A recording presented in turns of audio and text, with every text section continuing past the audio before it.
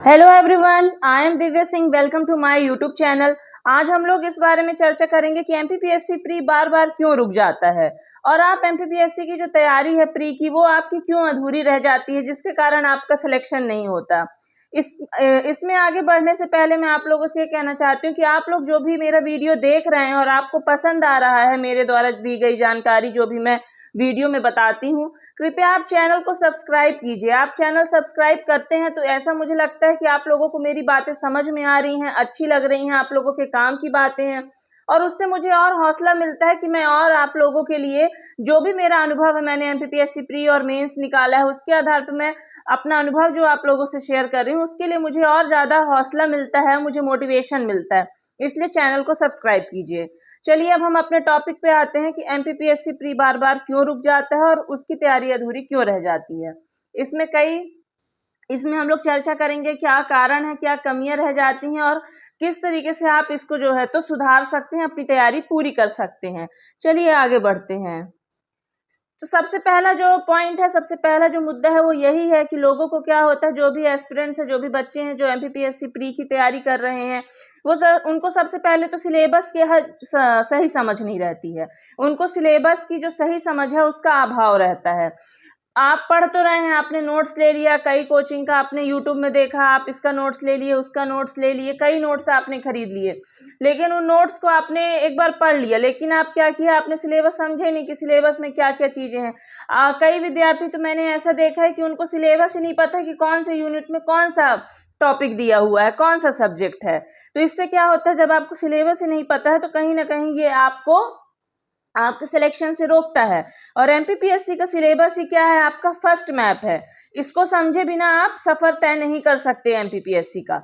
और जो सिलेबस नहीं समझा वो कुछ नहीं समझा, इसलिए सबसे पहले आप सिलेबस समझिए। फिर दूसरा है प्रीवियस ईयर क्वेश्चन का एनालिसिस न करना। ये भी सबसे बड़ी गलती है जो कई एस्पिरेंट्स करते हैं।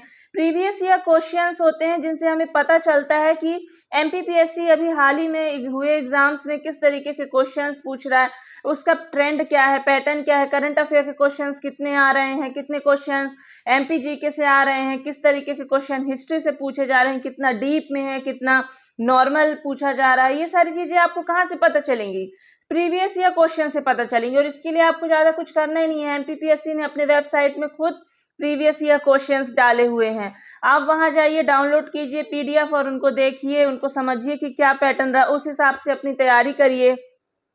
इससे आपको ये समझ में आएगा, जब आप एनालिसिस करेंगे आपको ट्रेंड समझ में आएगा कि क्या जरूरी है और क्या ऐसे कुछ टॉपिक हैं जिनको हम थोड़ा कम भी पढ़ें। छोड़ना किसी को नहीं है, लेकिन अगर हम उसको थोड़ा कम भी पढ़ें, एक नज़र से देख लें, तो भी हमारा प्री क्वालिफाई हो जाएगा। तो इसको आप बिल्कुल अब नज़रअंदाज मत करिएगा और प्रीवियस ईयर क्वेश्चंस का एनालिसिस जरूर करिएगा। फिर तीसरा पॉइंट है कि सिर्फ नोट्स पर निर्भर रहना। अब क्या है कि कई बच्चे हैं, उनको ज़्यादा समझ रहती नहीं, उन्होंने सिलेबस समझा नहीं है, तो क्या करते हैं, कई कोचिंग वालों के नोट्स ले लिए। और ऐसा भी नहीं है कि एक या दो या तीन, वो जिनका उन्होंने वीडियो देखा उन्हीं में से मंगा लिए कि फ़ोन करके कि हमें नोट्स चाहिए। लेकिन सिर्फ नोट्स पर नहीं निर्भर रहना है आपको। और आपको क्या करना है, एमपीपीएससी के लिए बहुत सारे आपको सोर्सेस रखने हैं। अलग अलग यूनिट के लिए आप अलग अलग बुक्स जो है तो प्रीफर कर सकते हैं। स्टैंडर्ड बुक्स आती हैं, आप उनको पढ़िए। करंट अफेयर्स को भी आपको कवर करना है। करंट अफेयर्स आप कई तरीके से कर सकते हैं। आप यूट्यूब में भी करंट अफेयर आता है, उससे भी कर सकते हैं। कई मैगजीन आती हैं करंट अफेयर कवर करने के लिए, आप उससे भी करंट अफेयर कवर कर सकते हैं। फिर चौथा पॉइंट आता है टेस्ट सीरीज बिना स्ट्रेटजी के लगाना। कई बच्चे टेस्ट तो लगा लेते हैं, मॉक टेस्ट तो देते हैं ऑनलाइन कोचिंग में या फिर ऑफलाइन टेस्ट सीरीज देते हैं या कैसे भी, लेकिन टेस्ट सीरीज दिए, लेकिन क्या किए कि हाँ पता चल गया कि मेरे 100 में 60 नंबर आए, मेरे 100 में 70 आए, मेरे 100 में 50 आए, लेकिन वो ये नहीं देखते कि मेरे 30 नंबर या 40 नंबर कहाँ रह गए, किन टॉपिकों में मैं कमजोर हूँ। वो क्या करते हैं, वो एनालिसिस ही नहीं करते हैं अपना टेस्ट लगाने के बाद कि कहाँ कहाँ मेरे से गलती हो गई, कहाँ कहाँ मेरे नंबर कटे, क्या मैं और ज़्यादा कहाँ पे फोकस करूँ कि मेरे जो मार्क्स हैं वो इंक्रीज हो सकते हैं। ये सब चीज़ों पे ध्यान ही नहीं देते और फिर बाद में कहते हैं कि मैम मेरे नंबर कम आ रहे हैं।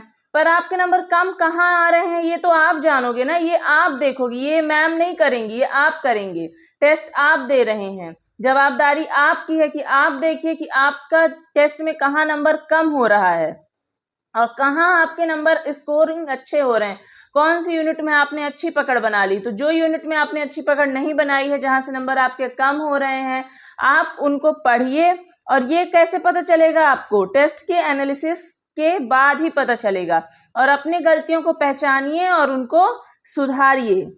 फिर 5वां पॉइंट है कि स्टैटिक और करंट अफेयर का बैलेंस ना रख पाना। कई बच्चे क्या करते हैं कि करंट अफेयर्स के पीछे बहुत भागे रहते हैं कि करंट अफेयर पढ़ना है, करंट अफेयर पढ़ना है, और कुछ बच्चे स्टैटिक डाटा जो होता है उसी को पढ़ते हैं, करंट अफेयर को इग्नोर करते हैं। इसलिए आपको ऐसा बिल्कुल नहीं करना है, किसी एक चीज को नहीं पकड़ना है, दोनों को लेके चलना है। दोनों का आपके बैलेंस होना चाहिए, एक संतुलन होना चाहिए।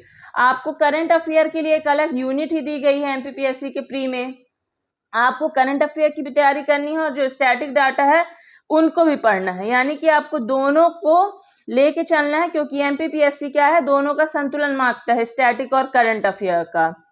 फिर 6वां पॉइंट है डिसिप्लिन और कंसिस्टेंसी का अभाव। ये तो बहुत ही नॉर्मल बात है, लेकिन सबसे जरूरी बात है कि डिसिप्लिन और कंसिस्टेंसी, कोई भी एग्जाम हो या जीवन में कोई भी चीज हो, वो कब पूरी होती है, जब आपके अंदर डिसिप्लिन हो, अनुशासन हो, कंसिस्टेंसी, निरंतरता हो। और अगर ये दोनों का अभाव है तो आप जीवन में अपने कोई भी लक्ष्य को अचीव नहीं कर सकते। एमपीपीएससी तो बहुत दूर की बात है। और एमपीपीएससी कई लोग क्या है कि प्री की तैयारी कई लोग 2 महीने पहले करने लगते हैं। अरे 2 महीने में जीवन में एमपीपीएससी प्री नहीं निकलेगा। हाँ, कुछ एक्सेप्शन लोग हो सकते हैं जिनका निकल गया हो 2 महीने की तैयारी करके। मैं यहाँ पे उनकी बात नहीं कर रही हूँ, मैं यहाँ पे उन बच्चों की बात कर रही हूँ जिनको मेहनत बहुत लगती है पढ़ने में। और एमपीपीएससी वैसे भी प्री जो है तो कोई 2 महीने की दौड़ नहीं है कि आपने जो है तो 2 महीने की तैयारी करके और सोचा कि निकाल लिए। आपको उसके लिए कंसिस्टेंसी आपके अंदर होना चाहिए, डिसिप्लिन होना चाहिए कि मुझे हमेशा रोज पढ़ना है और मुझे इतने घंटे जो मैंने अपना शेड्यूल बनाया है उसमें रोज अपनी पढ़ाई करनी है।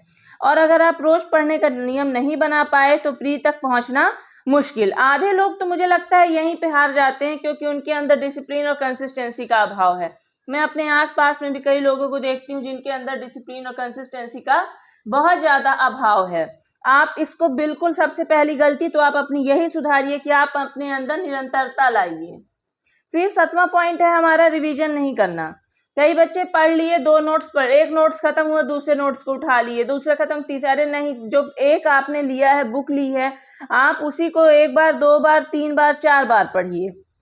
और रिवीजन करने का फायदा ये होता है कि जो आप रिवीजन करते हैं उससे आप पढ़ा हुआ भूलते नहीं हैं। मान लीजिए आपने एक ही चीज को कई बार याद किया है तो आप उसको नहीं भूलेंगे। जैसे हमने छोटे में बचपन में जो है तो उसका 2 का पहाड़ा पढ़ा है, आज आप किसी से भी खड़े करके पूछ लीजिए, जबकि आज कोई पढ़ भी नहीं रहा, लेकिन वो आप सबको याद होगा। क्यों याद होगा? क्योंकि स्कूल में हम इसका कई बार रिवीजन करते थे, घर में करते थे, इसलिए वो क्या है, हमारे माइंड में ऑटोमेटिकली फिट हो चुका है। इसीलिए रिवीजन करना अत्यंत आवश्यक है, बहुत ज्यादा जरूरी है रिवीजन करना।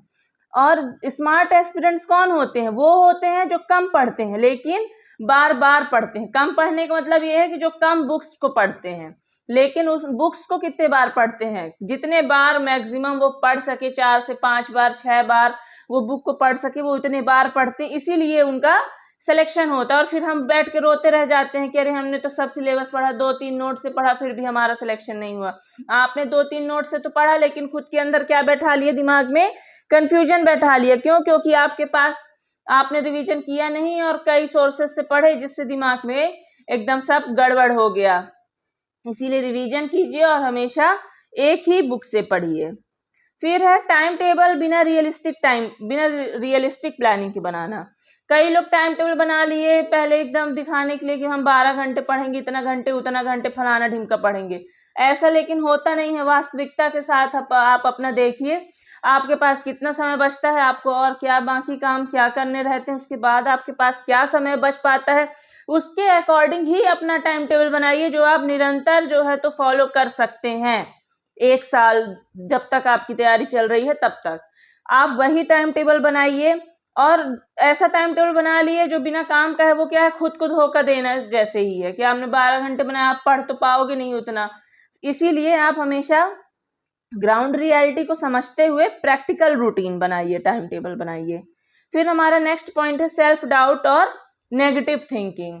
तो स्वाभाविक है कि अगर हमारा 1-2 बार या 3 बार सिलेक्शन नहीं हुआ, प्री नहीं निकला, तो हमारे अंदर सेल्फ डाउट आने लगता है और हम नेगेटिविटी की ओर जाते हैं कि अरे यार मेरा सिलेक्शन होगा कि नहीं होगा, मेरा तो हो ही नहीं रहा है यार, मैं पढ़ के क्या करूं। ये सब से आपको बचना है और सफलता उन्हीं को मिलती है जो हर बार उठते हैं। यानी आप अगर एक बार हार गए हैं, गिर गए हैं, तो आप अपने आप को फिर से उठाइए, फिर से आप अपने आप को मजबूत बनाइए, फिर से अपनी कमर कसिए और शुरू हो जाइए जंग के लिए तैयारी करने के लिए। और तभी आपका खुद को मोटिवेट रखिए, कोई और आपको आके रोज मोटिवेट नहीं करेगा, आपको अपने आप को खुद जो है तो अभिप्रेरित करते रहना, मोटिवेट करते रहना कि नहीं मुझे पढ़ना है।